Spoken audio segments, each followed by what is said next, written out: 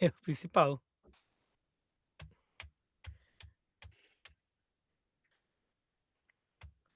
4, 3, 2, 1. Today, Memories and Melodies welcomes all the way from the United States a writer who's been winning over the hearts of readers around the world because he touches on the darkest parts of the human endeavors, right? So he has written so many books that delves into memory, obsession, and limits of human beings. Don, welcome to Memories and Melodies. It is really nice to have you. Well, thank you, Andre. First, I'd like to thank you for inviting me. It's a real pleasure to be here, and I'm excited to have the opportunity to speak with your audience in Brazil. I've loved writing since college. Uh, I've took every writing course I could, and my favorite classes were always creative writing because they challenged me to think differently. I even won a college humor writing contest, which gave me confidence that maybe I could entertain people through my stories. But writing didn't become a career until much later in life. Life took me in a different direction, and I spent decades working as a specialty subcontractor. During the pandemic, returned to writing, and I realized that I had stories I wanted to tell that stayed with me. Um, and it's always formulating in the background. And, I'm always thinking, what if? So, yeah.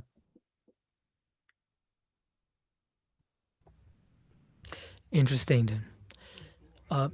You started writing romances later in your life, right? While still working with Psychological thrillers. thrillers psicológicos. So, what made you decide this new journey? Well, I think it comes to a point when you realize that if you don't pursue something you've always wondered about, you may regret it. So, I've worked full time as a contractor, and at night and on the weekends, it wasn't easy, but I loved the challenge. I started writing. Um, every completed chapter felt like proof that I could actually do this. And it's never too late to start something new. So, yeah.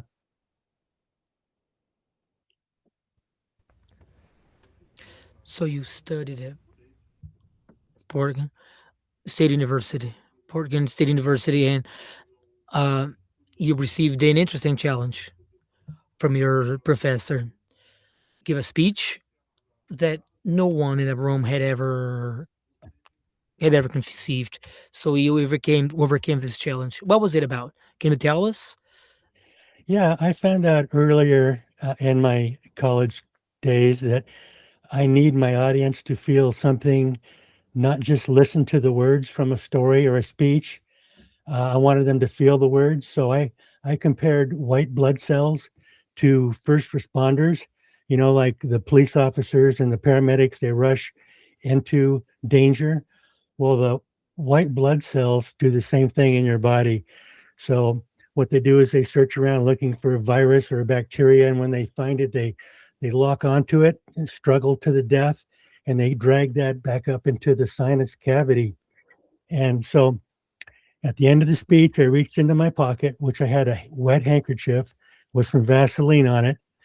I blew my nose, looked at it very reverently, and then I slammed it against the chalkboard as hard as I could.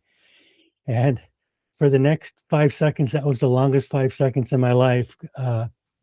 Nobody clapped. I just saw their mouths open. I looked back at the professor. I looked at the chalkboard, and I see my handkerchief sliding down the chalkboard with a gooey mess behind it. And then finally, the professor stood up and said, "Mr. Uselton, that is a speech I will never forget for the rest of my life." And it's experiences like that that taught me that storytelling isn't just about writing. It's about helping people see familiar uh, things in a new way. and professors like mine who give students the opportunity to excel, I think they deserve all the credit.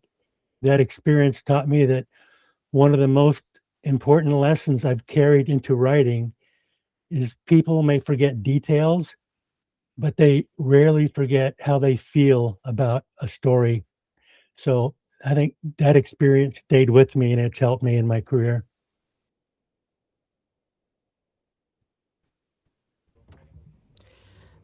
So that your our audience may be aware, you study psychology, right? Yes.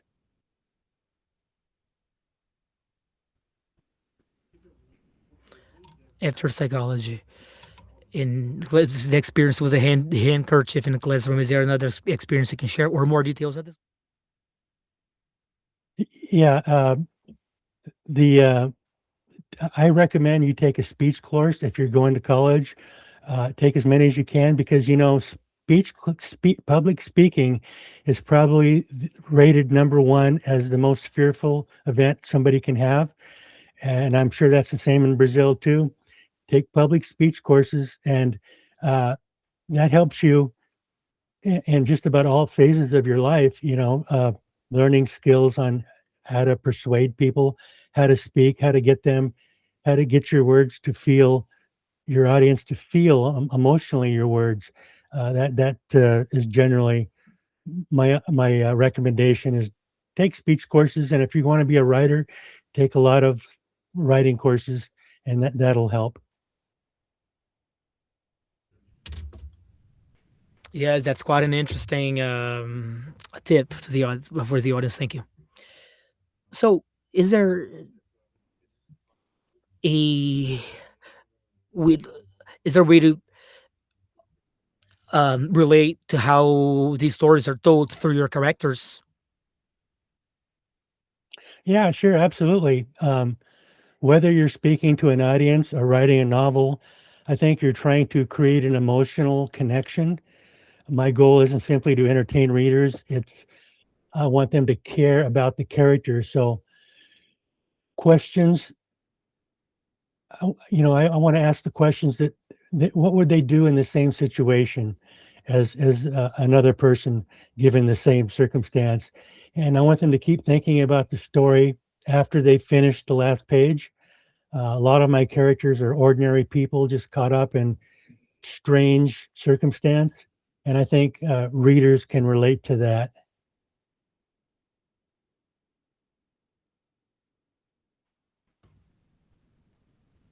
Yes, then your books or memories, identities, obsession from the dark human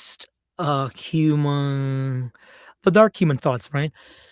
Mhm. So why did you choose psychological thrillers to tell your story? Why did you choose this genre specifically? Well, Andre, I've always been fascinated by decisions ordinary people make when they're pushed into extraordinary circumstances. Psychological thrillers allow me to explore not just what people do, but why they do it.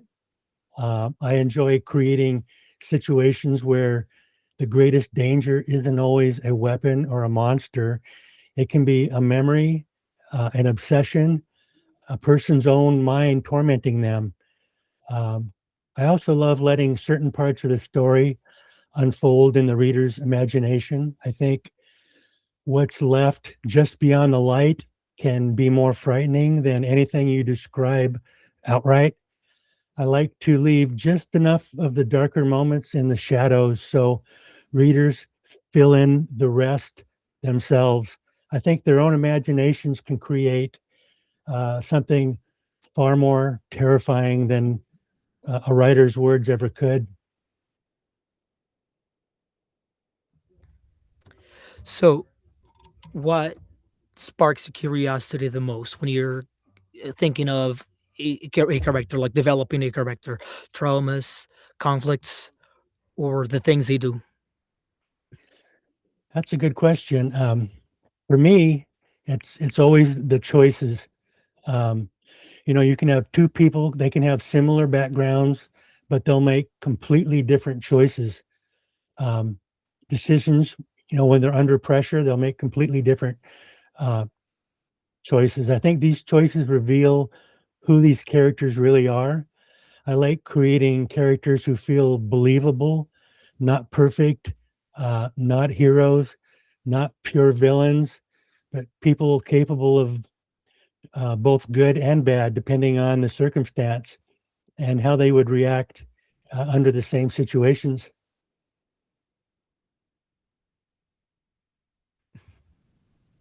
Right. Done. A curiosity.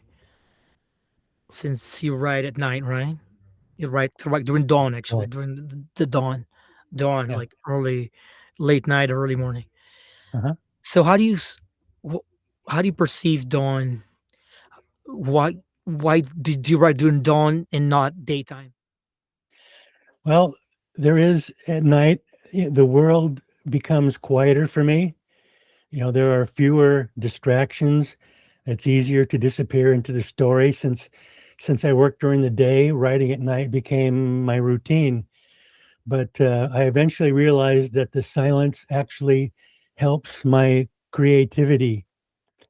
It's almost as if the characters have more room to speak when everything else seems to settle down and it's nice and quiet. Everybody's asleep.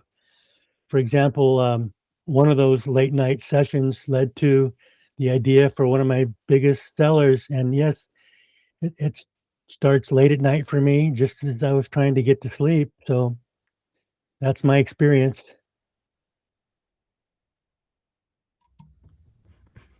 Right.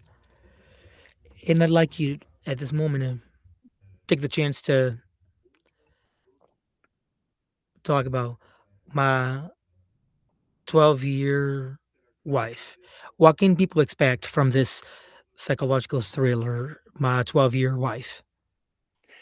Well, my 12-year-old wife, the novel begins with a simple but impossible question. A man's wife disappears, and then overnight, the next morning, a 12-year-old girl appears on his doorstep carrying all of his wife's memories. He knows this can't be his wife, yet she knows everything about their marriage. So, beneath the mystery, I wanted to explore a very human question. Um, if the person you love changed completely, uh, for instance, through an accident, losing an arm, a leg, losing their memory, um, becoming a paraplegic, all those things, would you still love them? And I think most people would say yes, and I argue that you would even love them more. My novel pushes that idea to its absolute limit. The protagonist, Dan Fox, has to stop loving his wife as a husband, of course, and began to love her as a protector, kind of like a father figure.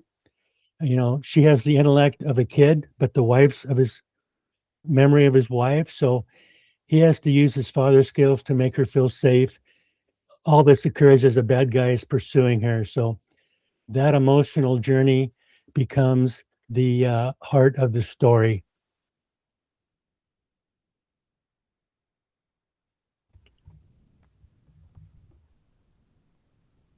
So the the book, what does this book mean to you in recognition?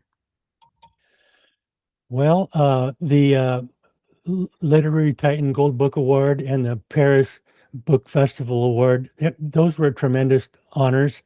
Awards are never why I write, but they do tell you that, they do tell me that my stories connect with people outside our circle, our outside of our cities. So when you spend months or years alone at the keyboard wondering if anyone will, care about your characters, that kind of recognition is incredibly encouraging. Uh, it motivates me to keep raising the bar with every new book. So yeah, it's very humbling. Yes.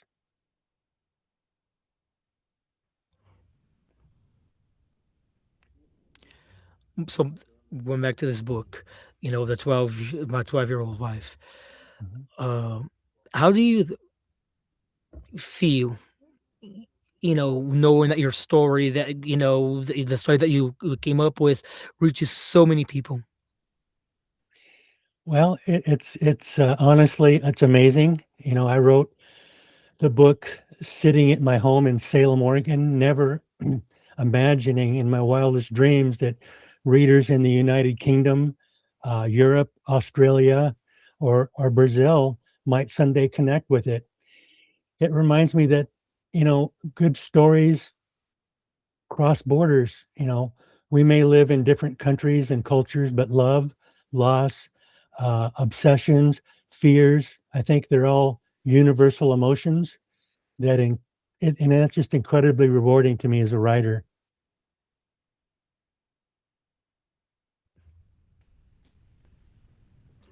And you also author of a great book, Memories of a Serial Killer, right? So what can you tell us Mhm. about this and your books in general? Yeah, the memoir series, it explains the mind of a serial killer from inside, rather than from the perspective of the police uh, or the victims. I wanted the readers to understand, not excuse how someone can slowly justify horrific decisions. Uh, but the sequel also explains that the idea by showing how manipulation and control can spread beyond one individual. It's a psychological cat and mouse story where intelligence can be just as dangerous as violence. Uh, what interested me most isn't the crimes itself, it's understanding how ordinary decisions can lead slowly uh, into extraordinary darkness. It's taking normal folks and putting them in a bad situation, and that's always interested me, watching those characters develop.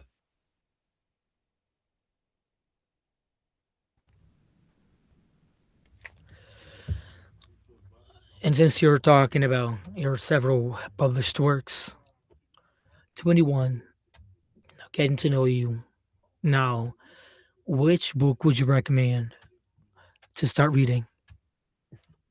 Yeah, I'd recommend My 12-Year-Old Wife. It's probably the best introduction to the kinds of stories I enjoy telling because it combines psychological suspense with an emotional core.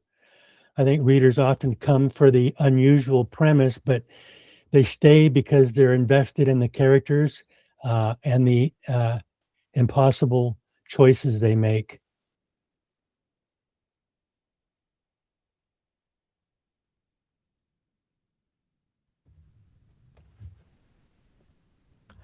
In your work, I have a curiosity here. In your work to this day, have you collaborated with other people? Yeah, well, it's something I never expected when I started writing. One of the most wonderful things about books is that they travel farther than their authors ever can. Knowing someone thousands of miles away is experiencing the same suspense, asking the same questions, or feeling the same emotions while reading one of my novels. It's incredibly humbling. So, yeah.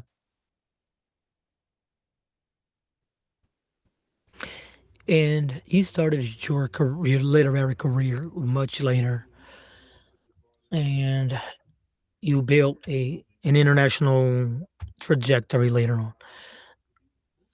What would you advise someone who perhaps thinks that it's too late to get started? That's a really good question. I'd tell them it's never too late. Experience is actually an advantage. Um, by the time you're older, you've seen more of life. You've experienced success, disappointments, love, loss, and failure. All of that becomes material for your stories. The biggest obstacle isn't age, it's believing you can perfect before you begin. So you just have to write that first page. You can't make, they say you can't make better a blank page, but you can make words on that page better. So my advice is to just start, pick up that pen, that pencil, that laptop, and just start writing. And that goes for anything you want to try in life. If you want to start exercising, just take that first walk around the block. The worst thing is you'll just decide you want to do something else. So the first thing is to just take the baby step and just put something on that paper. So then you said that your work go beyond borders, right? And even Brazil, because they're even present in Brazil. I would like you to then share a message to your Brazilian readers. Okay. I'd love them to know that I write stories about people first. The mysteries and suspense are important, but they're really vehicles for exploring relationships, difficult choices, and what makes us, human. If readers finish one of my books still thinking about the characters days later, then I've done my job. And I'd like to thank everyone in Brazil for welcoming me. It's an honor to have the opportunity to share my stories with your audience.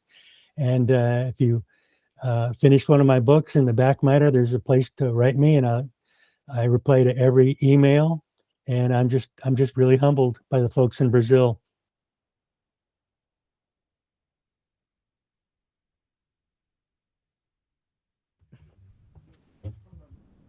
So speaking of email, can you share with our viewers how can your social media?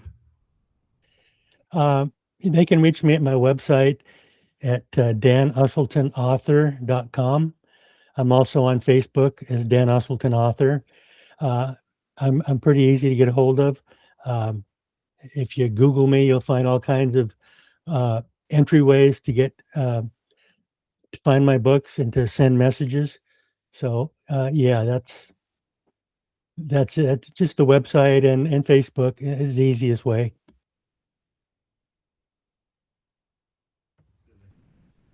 Excellent. So then, after so many published books, awards, and international recognition, a classic question: what has motivated you to, sit before a computer or with a pen and a pencil to write a new story? Gotcha. Number one, curiosity. Every story starts with a question, that I can't answer until I write it. What would happen if, what happens, if this happens or that happens. That's what keeps me coming back. I still get excited by the possibility of discovering characters I haven't met yet and taking readers somewhere they've never been before. Um, I like to experience the stories through the characters myself. So as they're experiencing these new things, I'm also getting excited about it, and that shows up in my writing.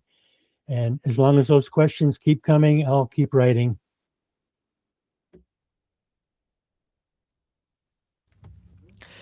Excellent. So it was really nice having you on Memories and Melodies.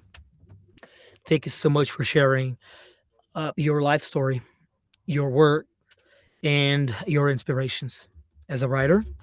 And we wish that y- your work may keep inspiring you and other people too, in general, who've been reading what you write. It may they be hope and awakening them curiosity, sparking them the curiosity to, perhaps inspire them to also write, inspired in your work. We're looking forward to having you in another interview. Thank you so much for being with us this time. Well, thank you so much, Andre. It's been an honor, and I look forward to it. Thanks.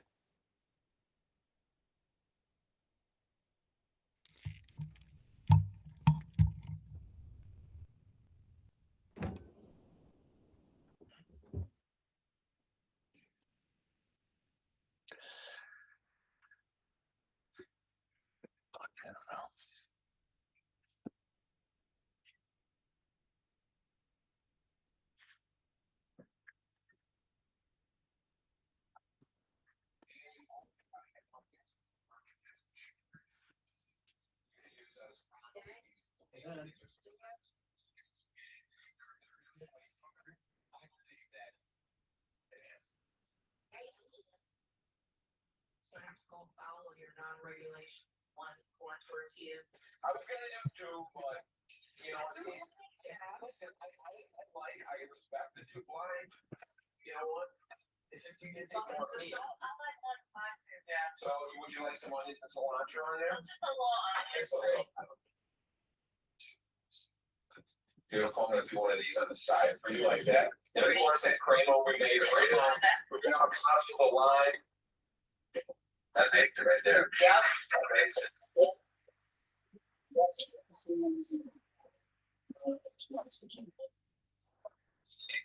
So good. Oh. Oh. The meat is so tender, falling apart.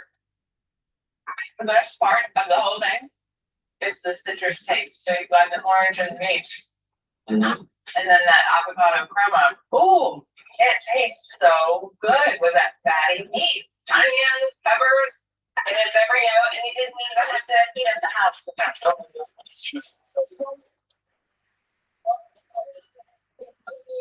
Slap peppers and so serious. Store-bought treats for a super simple trifle. Like to eat bread.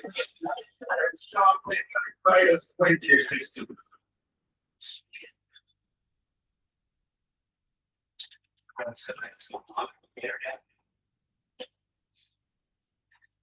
That blackberry cheesecake I understand. right here has a taper. We're still pre-summer show. We're doing leftovers for dinner using the sandwich press. Juicy starts out. I'm making a Cuban panini. Okay, Important is the bread. Okay, this is soft, tiny bread. It can't be like a baguette. It just doesn't work. Yeah, you're gonna open up, cut it lengthwise, keep it long and large. If you have to cut it to fit this, that's fine. First things first. Melted butter on the outside. Yep. Okay, on both sides. I also like to put a little salt on top of this. It's really important because I believe everything in the sandwich is about layering of flavors. Okay. Salt. Okay. Next, we're gonna make our sauce. This is like a mojo sauce. Mojo. Okay. And it has orange and garlic. But we're gonna really amp it up a bit. And we have here in front of us a little bit of your leftover carnitas. Go look at that. Yeah. I'm not wasting numbers, baby. And right here is the sauce. I'm taking it just a yellow mustard. This is like. So you know, go about it. And I'm going to add some lime juice, lime zest, a good amount of orange zest because I love that orange flavor. Some orange juice, and then the spicy part, chili paste. A good amount of chili paste. Fresh oregano, cumin, garlic, and of course a little bit of honey. We all love honey, right? And a salad. Right. We all been using it lately. Okay, we're gonna mix this up together. Wow, So you got a lot of flavor. yeah, right. You ready? And then you're gonna really put a good amount on this. It's really important to get all of this on both sides of this bread. Slash, nice smear. I'm not like a sandwich right now. Or Can you pass that bowl down? one all. Don't you like to You, Sonny. All right, next up, Jeff, your favorite. Ooh, nice ham. Nice long, beautiful ham. We'll put it right on top of this. I like to overlap it just a bit, not too much. It's all gonna be pressed. That's why it really doesn't matter. I always love going down to Miami, Oh, going to Little Havana and getting a Cuban sandwich. okay, and then the carnitas. Get it done. Usually it's like a pork loin. Yeah, it's like pork and ham. Yeah. Pork and ham. This is Which is so the same thing, good. you know what I mean? Like, And then a little something special that I've added right in here. I have a little grilled onions. yeah. Grilled onions. So I'm just gonna add it. It goes right on the press. Right on the press. Very easy. Sticking to the rules. I like that. Rules. Like with the man's cuts. You're just. I'm just gonna lay these again. Don't worry, it's all going together. Just make sure you have beautiful look to it. Everything is covered here perfectly. And then the onions, screw the onions on top. Don't have to cut those. Just separate them like that. So far, so good. I think I like your building tech. You like the building tech pretty good. I appreciate that you can start building on the top one and try to do. No, you can't. You can't make that mistake. Yeah, layering. Then we have some pickles. Oh, sorry. Oh, what was that? Good. Switch, but nothing happens. But then our cheese, Swiss cheese. You just go with cheese. Just go. You can't have no cheese first. I'm sorry. Yeah, but you're gonna lose something to the You're gonna lose world anyway, you know? Okay. Are you ready to strain you showed me like one piece of cheese? Okay. I understand. I guess it's a small machine. I'm gonna cut it down. We put it on there. Careful when you put it in here that you don't press it too hard because it might like come out at you. You know what I mean? Yeah, slip right out. Slip right out. So just put it down there and let it go. And are you ready? I am. Look at that.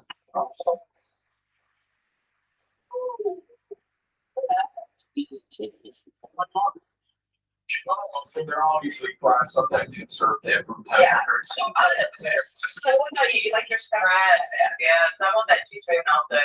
Is that right? I also like the medium noche or Yeah. sweet bread. So if you don't have this, you can use two cast iron pans, cast iron another one on top of it, right? What's the quarter method? Respect. You didn't go Yeah. down the middle. We gotta go pork. Yeah, go pork first. Yeah, just makes it easy. Check out neighborhood. Hey, Look at these lovely, luscious layers. Really love your mustard mixture. the The pork. honey just really does a really nice thing to bring down that tank of mustard so everything kind of hangs out. There's some great classic flavors. Chips. Or a human sandwich. This is delicious, cheesy. There you go.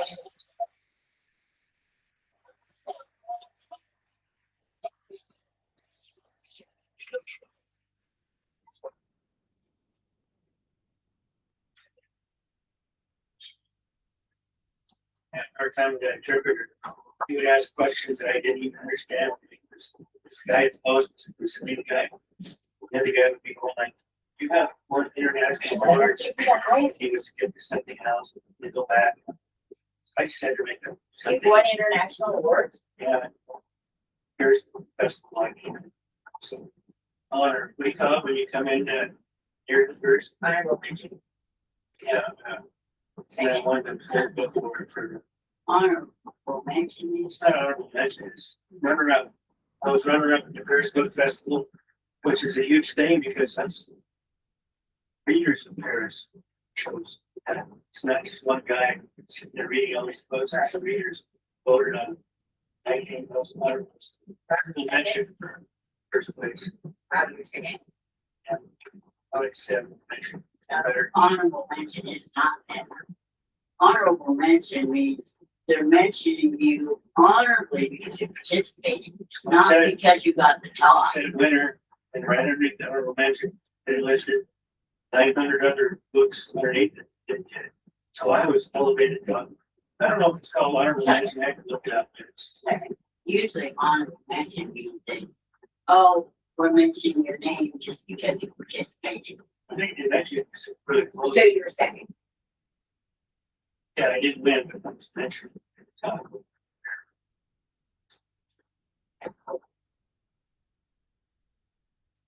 Honorable mention is kind of like, that's what I say, participation. So your books are going somewhere? So anyway, I just kind of guessed. I was going to turn out Brazil and then translate what I was saying compared to what he's saying, even though I didn't understand what he was saying. There was a translator who was speaking with broken English. He's a Brazilian stage film producer. He was trying to give me the as much English as he could translate that guy's questions. It's not. Well, I don't care if he counts. Man. She doesn't choose me. She's sophisticated. Stuff creates. She's like,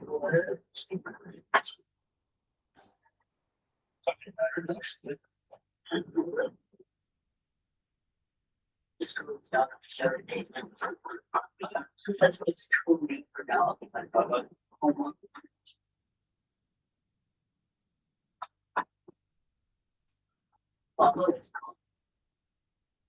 He was the only one there.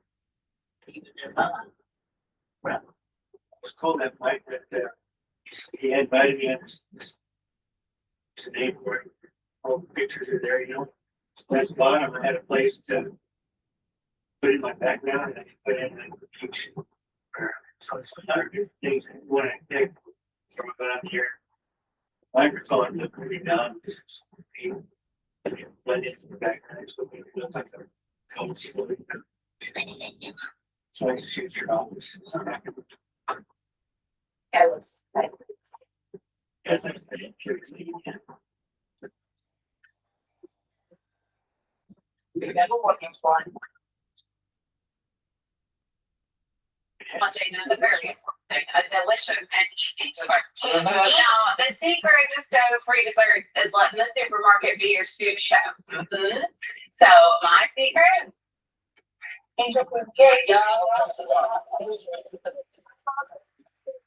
People over for dinner and you want something quick and satisfying. This is great on its own, but if you slice it up and put it on the grill, yes, little fresh fruit, dollop of whipped cream. It's greasy and delicious. GC, I want to know what you get at the supermarket for dessert. Well, actually, I shop very close to where you are.